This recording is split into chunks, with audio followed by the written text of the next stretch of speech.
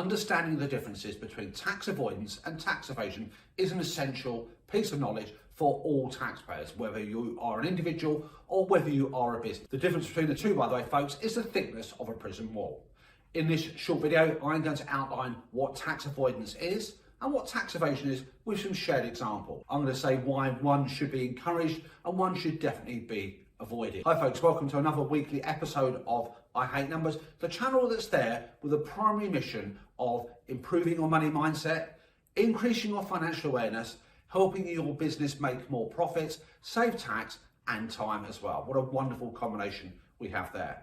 Let's crack on with the video. The distinction between the two of avoidance, perfectly legal, tick the box, and tax evasion, effectively is that thickness of a prison wall, according to the former Chancellor, Denis Healy.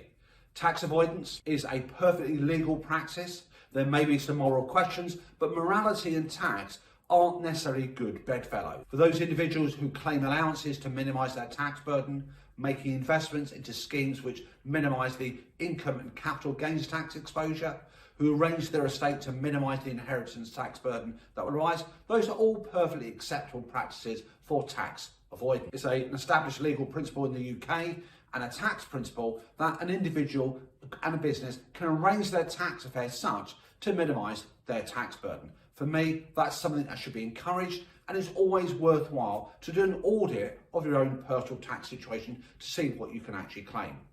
If I look at examples of people who've been working at home during the pandemic period of time, you can claim, under certain circumstances, an allowance of working at home. To me, that's tax avoidance, that's perfectly legitimate.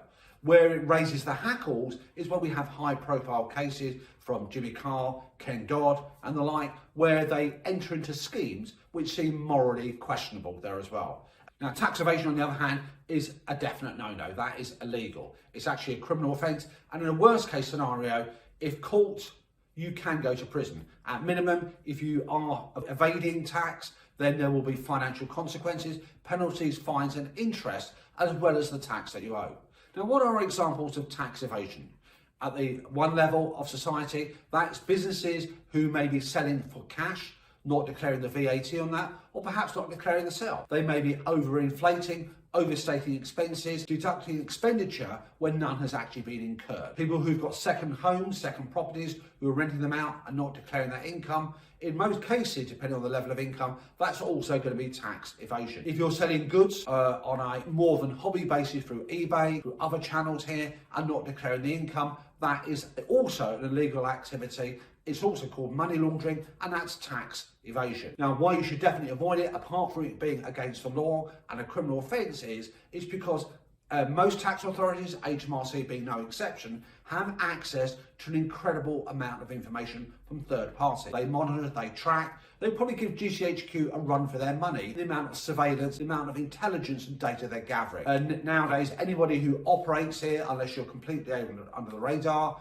you will be found out eventually. And financially, it can be quite crippling. Now, the actual lines between the two tend to get blurred by politicians between avoidance. Again, that is something that should be encouraged. And all taxpayers, in my opinion, have a responsibility to minimise their tax burden within a legal framework. Check your allowances, check what you're entitled to, check that as a business owner, you are maximising your deductions, check as an individual, you're doing what you can to plan your estate, whether it's for inheritance, capital or income tax. We know that all things in life, eventually, you will come into this world and you will die and you'll also pay tax. Tax evasion, again, make sure you avoid that under all costs. I'm not condoning it. I have come across many examples in my 30 plus year of working in the sector that it does go on.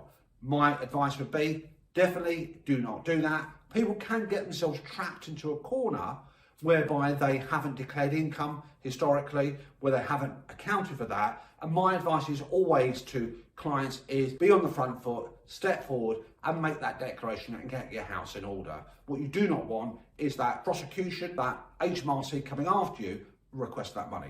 So folks, listen, I hope you found this video useful. And just to summarise, avoidance, thumbs up from me.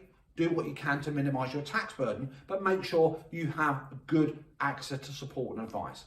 Tax evasion, definitely not to be recommended, and there are ways that HMRC and tax authorities around the world will discover that and come after you. Until next week, folks, have a fantastic week.